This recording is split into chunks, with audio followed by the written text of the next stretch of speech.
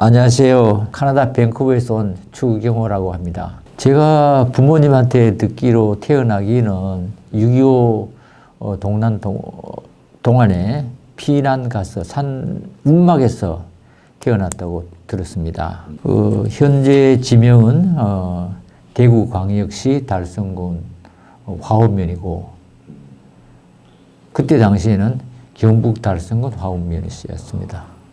그때 당시에는 이제 내가 6.25 동란 때 태어났으니까 6.25 끝나서 이제 3, 4살 정도 되는데 3, 4살 이후에 어렴풋이 한 5, 6살까지 정도의 기억에 남는 것은 그때 6.25 동란 시에 부상당한 사람들이 많이 있었어요. 그분들의 그때 당시에 어른들이 하시는 말씀은 상위군인들이라 그랬고, 이 상위군인들은 전쟁 당시에 부상을 입어서 손이 없다든지 뭐 발이 없다든지 그런 분들, 발이 없는 분은 목발을 짚고 다니고 손이 없는 사람은 손 대신에 갈쿠리를 해서 손 대신 사용하면서 집집마다 다니면서 동장도 하고 다녔습니다.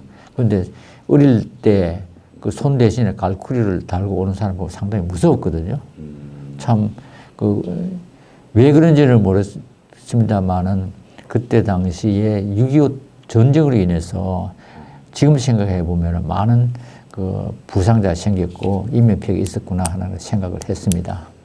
그때 당시 사회생활은 주로 이제 농자 천하지 대본이라 그런 용어가 있고, 그죠. 농사 짓는 것을 가장 큰 직업으로 생각하면서 사회 환경은 참 경제 발전이 참 안 됐어요. 특히 이제 야간 되면은 주로 이제 어른들이 모여서 일도 하고 어머니 같은 경우는 바느질도 하고 학생들은 공부도 하고 해야 되는데 전기가 없어가지고 좀 호롱불로 했거든요. 호롱불 켜는 거는 뭐 호롱불 받는지 모르겠는데 석유를 붓고 호롱 심질해서 이제 불을 켜는데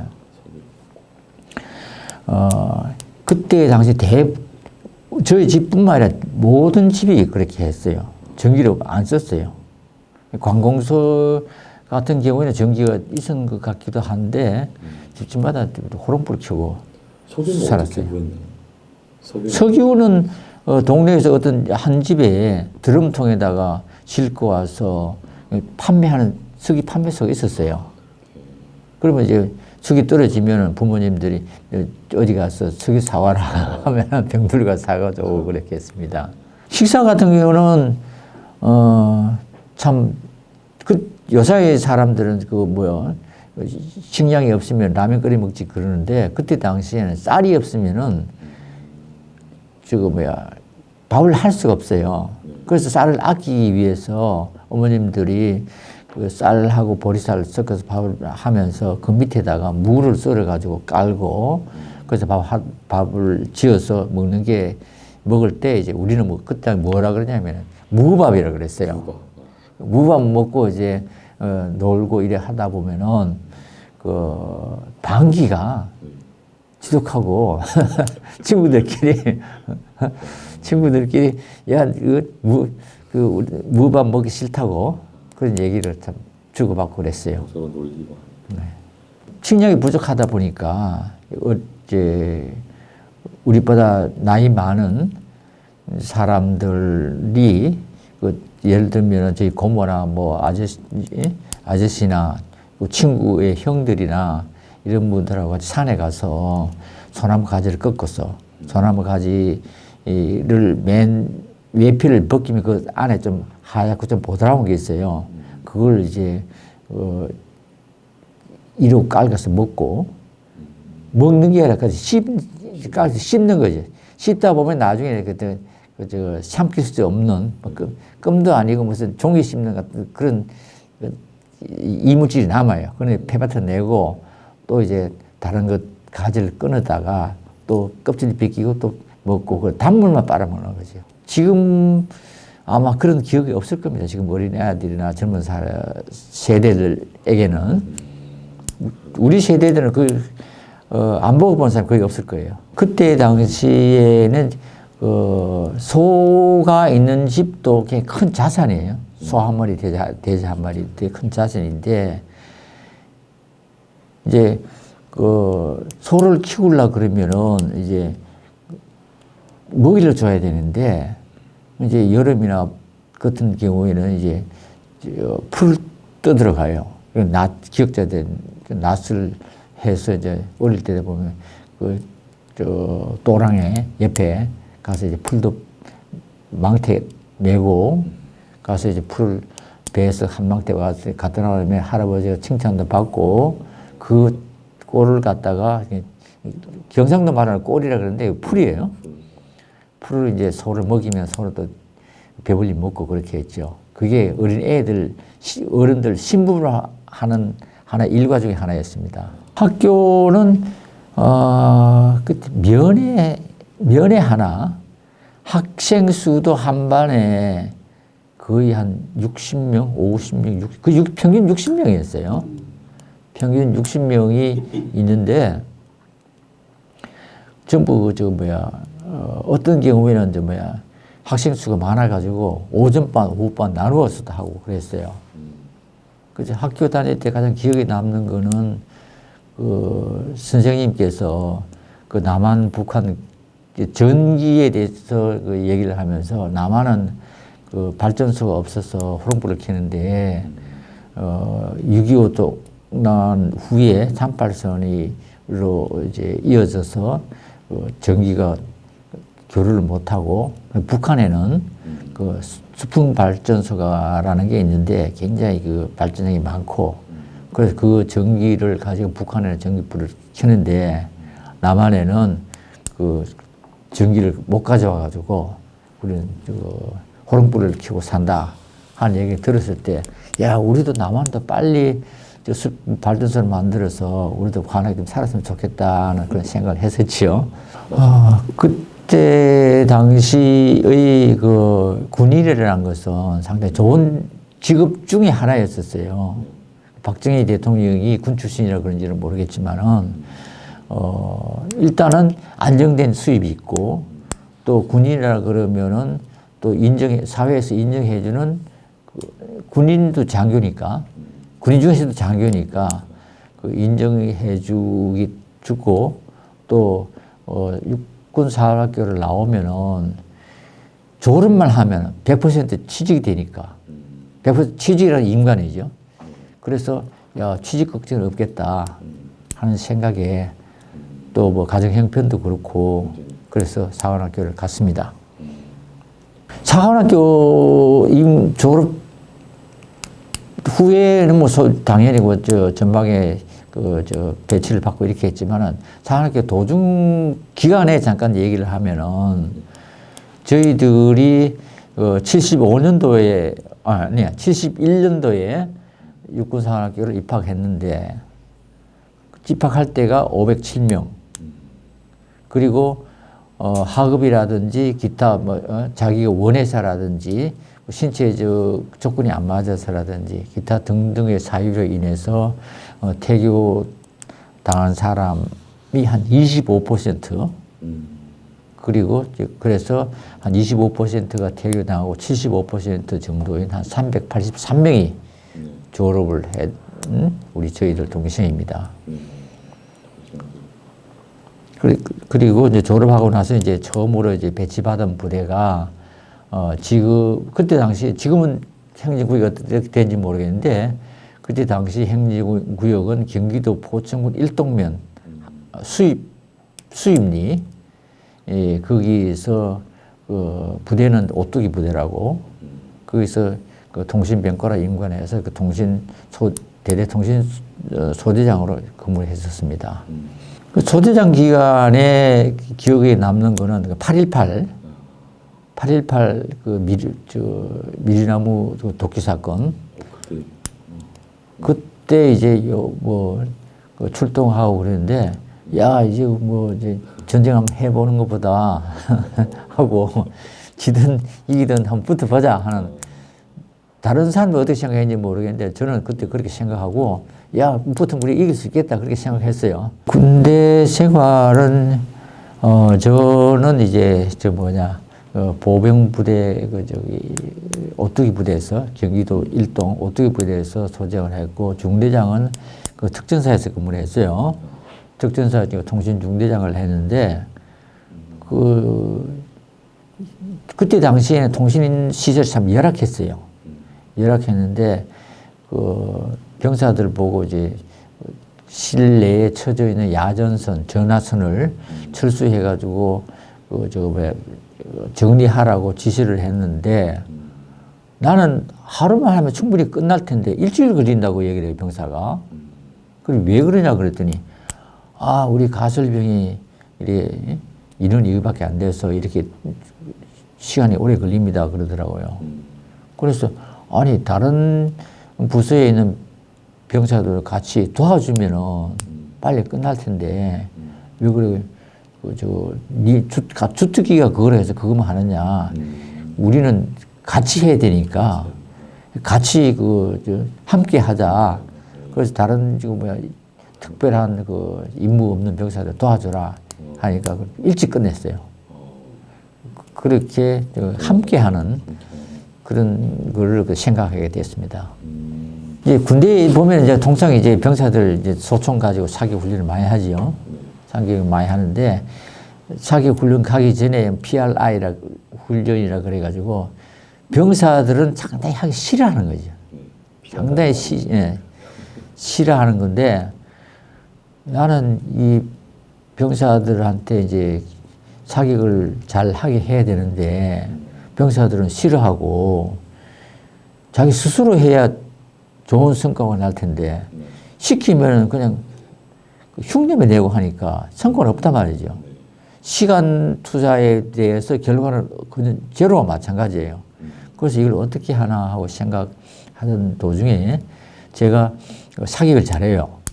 그래서 이제 조그만 M16 단피 조그만한 걸 25m에 두고 제가 사격을 씹으면서 단피를 맞춰요.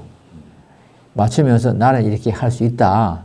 그리고 너희들도 이렇게 해서 단피를 맞추면은 이 단피를 가지고 문진을 만들었어. 기념패죠. 기념패를 만들어서 어느 사격, 몇 년, 몇 월, 며칠 어느 사격장에서 훈련에 마쳤다 하는 자기 본인 이름하고 그래서 문진을 만들어 준다고 약속을 했고 또 그렇게 했어요. 그러니까 한 번 나가면 한 두세 개 정도는 꼭 두세 명 정도는 꼭 맞춰요. 그래서 그걸 이제 만들어주고 하면 다른 병사들이 다음에 나도 저거 받아야지 하고 병사 스스로 사격 연습이 훈련이 있다 그러면은 본인이 스스로 시키지도 않은데도 휴식 시간에 나와서 연습하고 그렇게 하는 걸 봤습니다. 예, 카나다 이제 군대 생활이 이제 열심히 난도 열심히 했지만은 진급도 안 되고 또 진급이 안 되면은 이제 소위 말하는 가만히 있을 수도 있는데 있으면 눈치 보이고 후배들도 왜 저거 말이야 선배가 능력도 없는 사람이 이거 왜 붙어가지고 있느냐 걸거친다 이런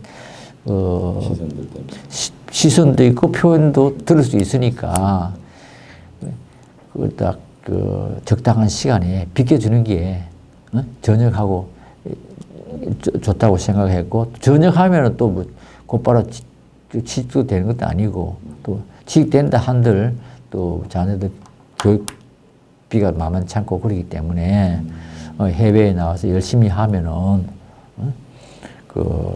애들 자녀 교육도 문제 해결되고 생활이 되지 않을까 하는 막연한 생각에 그냥 미국하고 카나다를 갔으면 했는데 미국은 자격이 안 돼서 못 가고 그래서 카나다를 확인해 보니까 갈 수 있는 여건이 돼서 그래서 카나다를 지원해서 이민을 가게 됐습니다. 카나다에서는 고등학교까지 거기는 좀 1학년부터 12학년까지라 그래요. 우리는 초등학교 6학년, 중학교 3학년, 고등학교 3학년 이래가지고 12년인데 그는 쭉 나가요. 1학년부터 12학년. 여자한테 12학년 고등학교 졸업 때까지 무료예요.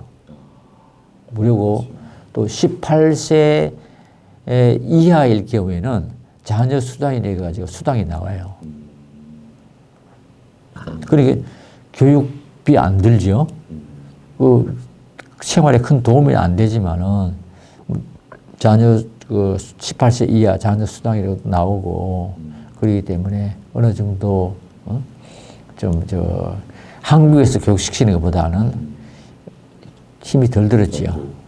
내가 직접 안 당해봐서는 모르는데 애들 하는 걸 지켜보니까 또 중간고사라든지 학력고사 같은 그런 게 있는 것 같아요. 지금은 어떤지 모르겠지만 제가 우리 애 학교 다닐 때 보면은 뭐 시험 보고 뭐 성적표도 오고 그래요. 그 전반적으로 뭐 서양 사람들도 뭐 일부 뭐 사교육 시키고 뭐 전문 예능 뭐 전문부를 교육시킨다는 얘기를 들었습니다만 저는 보지를 못했고 한국 사람들은 캐나다 이민 와서도 사교육에 대한 열의는 대단해요. 대단한데 저는 뭐 우리 아들한테는 좀 미안하게 하지만 그 교육에 대해서는 그렇게 별도로 투자해 본 적이 없어요. 다 자기네들이 공교육 착실히 받고 또 자기 스스로 생각해서 어떻게 해야 되겠다고 했기 때문에 물으면 답변해 주고 직장은 우리 둘째 아이 같은 경우에는 졸업을 하고 곧바로 취직을 하지 않고 쉬었어요. 쉬면 1년 쉬면서 이제 사회를 익히겠다고 한국말로 알바, 예, 거기서는 파트타임 여기저기 뭐 한국 사람이 하는 데도 가보고 서양 사람도 가보고 했는데 딱 생각해 한국 사람한테는 이제 절대로 안 가겠다. 한국 사람 그러면서 1년간 쉬고 그 다음에 여기 한국말로 전문대학 캐나다 그 BC주 그리고 밴쿠버에서는 정규 4년제 대학인 유명한 대학인 UBC 유니버시티 유니버시티 브리티시 콜럼비아 유니버시티 부리가 모르겠어요. 생각 안 난다. 네, UBC 안에 들어간 게 아니고 UBC나 SFU 사이먼 프레지 유니버시티 두 개가 있는데 거기를 졸업해도 그 BCIT라는 그 전문대학 우리말 한국말로 전문대학 브리티시 콜럼비아 테크놀로지 인스티튜트 BCIT를 졸업해야만 직장을 가질 수 있어요. 통상 이제 서양 사람들도 서양 학생들도 보면은 UBC나 SF에 나온 학생들이 다시 BCIT를 가서 졸업을 하고 직장을 구해요. 그런데 우리 애는 UBC, SF에 안 가고 곧바로 BCIT 가서 그 드로잉, 그 설계 그 졸업을 해서 그래, 예, 그 좋은 직장에 잘 다니고 있습니다.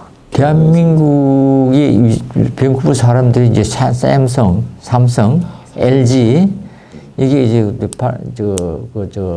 핸드폰하고 냉장고, 세탁기, 뭐 TV 이기 때문에 한국에 대해서 인식은 상당히 좋고요. 또 이제 이민자들에 대해서 이민 온 사람도 그렇고 한국에 있는 사람도 그렇고 이민 갔으면 한국에 대해서는 신경을 끊어라 하는 말을 하는 사람도 있고 스스로 난 한국에 대해서 관심을 끊었어 하는 말을 하는 사람들이 있는데 저는 어떤 친구가 저한테 그 카톡으로 보내준 글이 딱 좋은 글이 생각나서 맞다고 생각하기 때문에 그걸 기억을 했다가 여러 사람들한테 얘기를 하고 있는데 그 말이 뭐냐 하면은 여자가 시집살이가 편하려면은 친정이 잘 살아야 된다. 라는 말이 있대요. 그렇다면은 이민살이가 편안하려면은 모국이 잘 돼야 이민 생활이 편한 거예요. 한국이 뭐 현대차가 잘 나가고 삼성 TV, LG TV가 잘 나가고 냉장고 잘 나가고 근데 한국의 위상이 잘 되었을 때 우리 한국에서 이민 간 사람들의 자부심이 높고 긍지심이 있고 그렇기 때문에 저는 그 한국이 잘 되기를 항상 바라고 또 조언도 하고 관심도 가지고 그래 있습니다. 힘든 거는 이제 인간관계가 제일 힘들어요. 인간관계가 처음 모르는 사람 이제 알아가는 과정에서 이제 알면은 저 사람이 좋은 사람이 나쁜 사람이다 이렇게 평가를 받을 수 있는데 어느 날 갑자기 나를 잘 아는 사람이 같은 경쟁자, 같은 부서에 온다 그래서 그 중상 모략을 당한 적이 있어요. 그때 참 어떻게 설명을 할 수도 없고 시간이 지나야 되는데 내가 설명하면 전부 거짓말로 들키고 참 그때가 참 힘들었어요. 참 어떻게 뭐 해결 방법책도 모르겠고 혼자 스트레스 받고 참 몸도 그때 많이 좀 아팠어요. 힘들었어요 그때. 예. 일을 그만둔 건 아니고 그때 그 보직 군인은 이제 보직 기간이 있으니까 보직 기간인데 뭐 1년만 지나면 1년 이상만 지면 대부분 다 괜찮은데 좀 1년 이상의 근무를 해야 되는데 1년 반 근무하다가 더 이상 근무 안 하고 다른 부서로 옮겼죠. 그때 이제 깨달았다 하면은 참 보직도 가려서 가야 되겠다.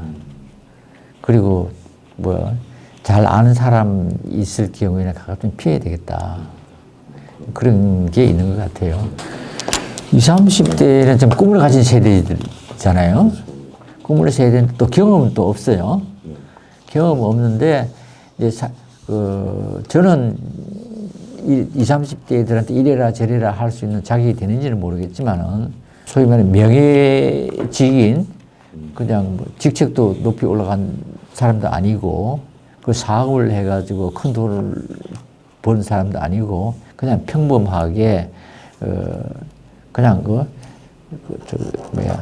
불평불만 없이 그냥 보통의 삶을 산 사람으로서 조언해 주고 싶다면은 남보다 뛰어나고 난다든지 남보다 더 많은 재산을 가지겠다고 욕심을 부리다 보면은 거기에는 항상 부조리가 따를 겁니다. 아마 분명히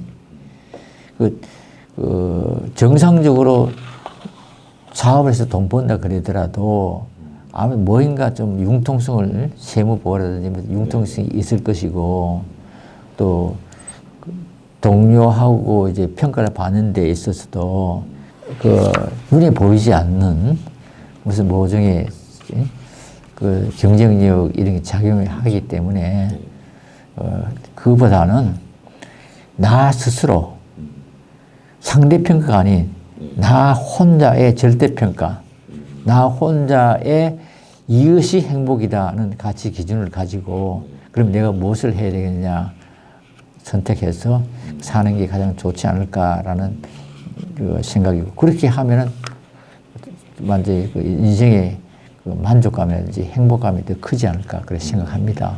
좋은 리더십이라는 것은 사람마다 이제 생각이 틀리겠지만은 저는 리더십을 이제 조직의 단위로 봤을 때 국가의 리더십은 대통령이잖아요. 대통령은 국민을 위하는 애민심이 있어야 되고 또 국민으로부터 신뢰받는 그 두 가지가 가장 중요하다고 봅니다. 국민을 사랑하는 애민심은 세월호 같이 국내에서 일어난 사고에 대해서는 대통령의 리더십이 그렇게 중요하지 않아요. 서해 해수부 공무원 비사사건 같이 하나의 한 명이라도 외부 세력에 의해서 국민이 피해를 받는다면은 그거는 대통령의 책임이라고 생각합니다.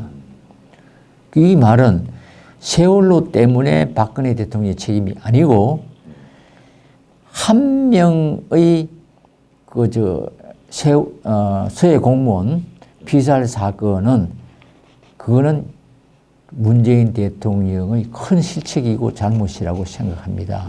왜? 세월호는 우리 국내에서 일어난 사건이고 한 명은 외부 세력, 우리가 적으로 여기고 있는 북한으로부터 받은 공격이기 때문에 이거는 국가 대 국가의 상대이기 때문에 국가의 국가를 대표하는 건 누굽니까? 대통령이잖아요. 그래서 문재인 대통령의 책임이 크다. 이렇게 저는 개인적으로 생각합니다. 그리고 이제 소규모 같은 경우에는 이제 뭐 직장일 수도 있고 동료 뭐 친목 모임일 수도 있고 이런 거는 신뢰, 저 사람은 믿을 수 있는 그런 사람이 돼야 내가 가자 하더라도 모든 그 조직원이 그 따르고 그러지 않겠느냐. 그래 모범을 보이고 신뢰를 보이면은 그 소규모 집단에서는 그 리더십은 아마 모범과 그 신뢰 그 두 가지만 잘하면 되지 않을까 그렇게 생각합니다. 저는 병사들 교육을 시킬 때 항상 제 가족같이 그렇게 생각했어요.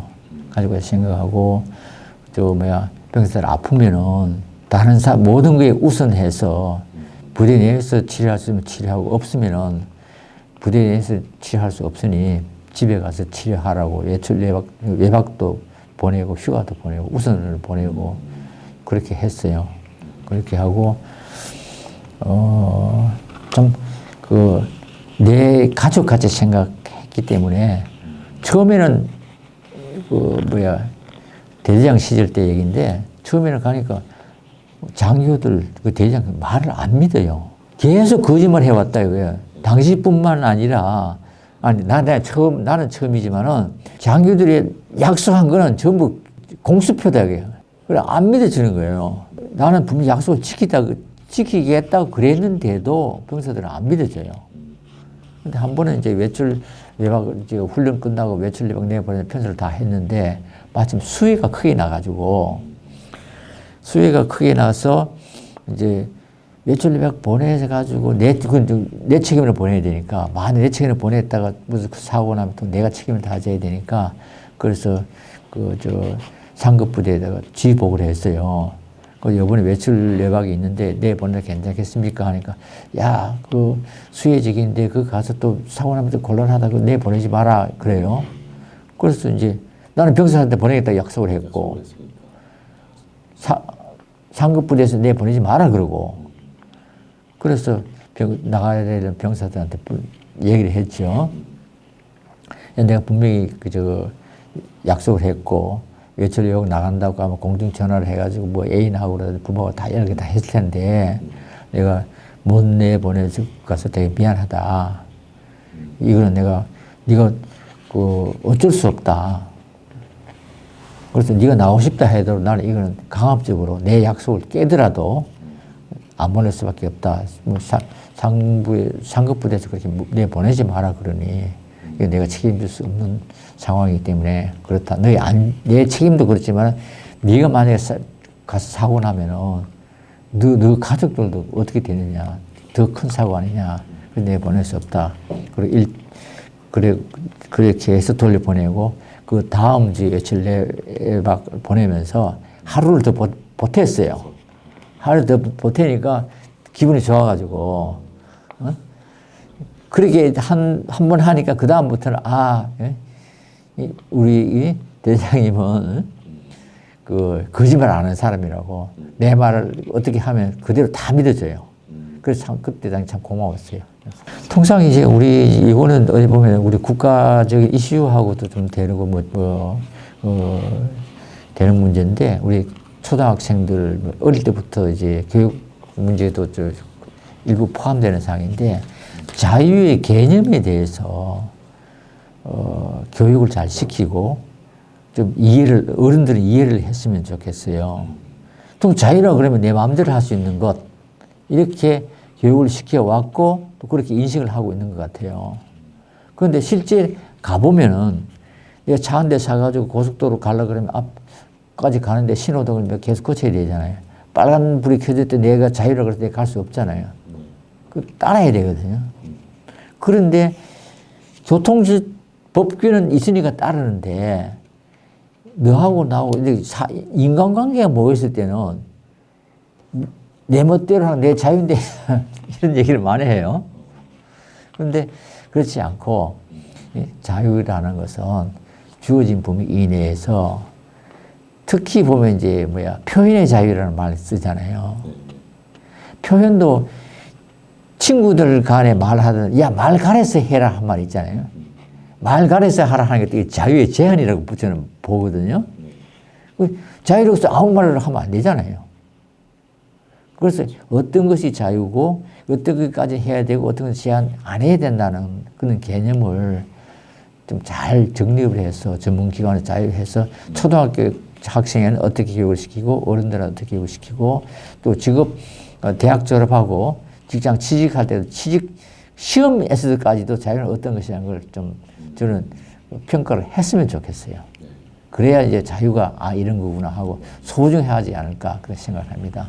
저는 종교를 어릴 때는 어떤 분 따라 성당에 가봤고 고등학교는 이제 기독교 학교 나왔고 그런데 이민 가서도 보면 선배들이 다 우리 교회 주로 이제 교회가 있으니까 우리 교회 나와서 해서 교회 따라 가봤는데 적응이 안 돼요. 고등학교 때 주기도 문화하고 무슨 있잖아요. 아직도 못 외워요, 저는. 아직 쉬운 거 다 외우는데 저도 아직도 못 외워요. 그런데 이제, 보면은, 뭐 얘기할 하다가 얘기했었죠? 명언. 명언. 저는, 성경에 매사에 감사하라는 말, 그 다음에 불교의, 인연과의 법칙, 이거를, 저는 생활의 신조 정도로 여기고 있습니다. 매사에 감사하라는 것은 그 말 뜻을 분명히 알아야 돼요. 매사에 감사하라, 야, 이거 화가 나도 감사하는 것이 아니라 화가 나더라도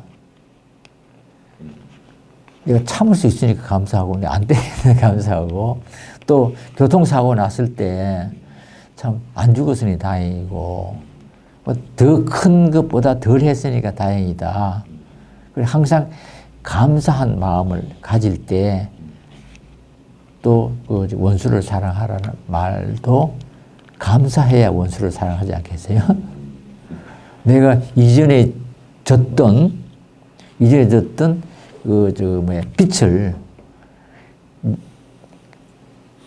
네가 상대가 나한테 받을 빛이 있기 때문에 나한테 이렇게 혹독하게 하니까 너는 나한테 원수고 네가 나한테 이렇게 했으니까 나는 네 빛을 갚았으니까 네가 너를 원수를 사랑한다. 그런 말이 성립이 되지 않을까 하는 그런 생각을 하고 또 불교의 인연과는 모든 것은 환경의 역할이라고 봐요. 저는 친구들하고 자주 모여서 대화를 할 때에 똑같은 씨앗인데 하나는 좋은 흙에다가 기름진 흙에다가 물도 주고 햇빛도 잘 드는 심는 거 하고 하나에는 그 햇빛도 안 들어오고 물만 들어오는 데라든지 안 그러면 햇빛만 쨍쨍 나고 물도 없는 데라든지 척박한 땅에 심으면 어디가 제일 잘 자라겠어요? 환경이 좋은 데 좋을 거 아닙니까?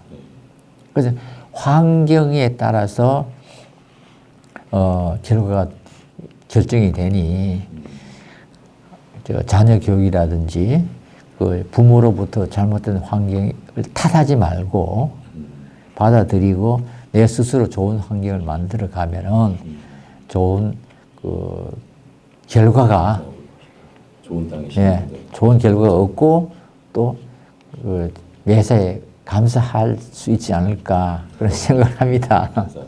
네. 저는 광화문 집회에 나갈 수 있으면 계속 나가고 있고요. 정광훈 목사님이 나라를 구했다고 생각합니다.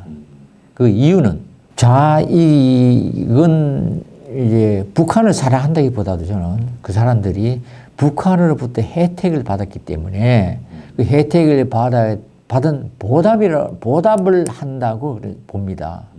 특히 이제 그 법원 판사들 같은 경우에는 그 김일성 살았을 때부터 그 이제 수재들을 대상으로 장학금을 주고 그리고 공부를 시켰으니까 이 사람들 때문에 내가 공부를 했다.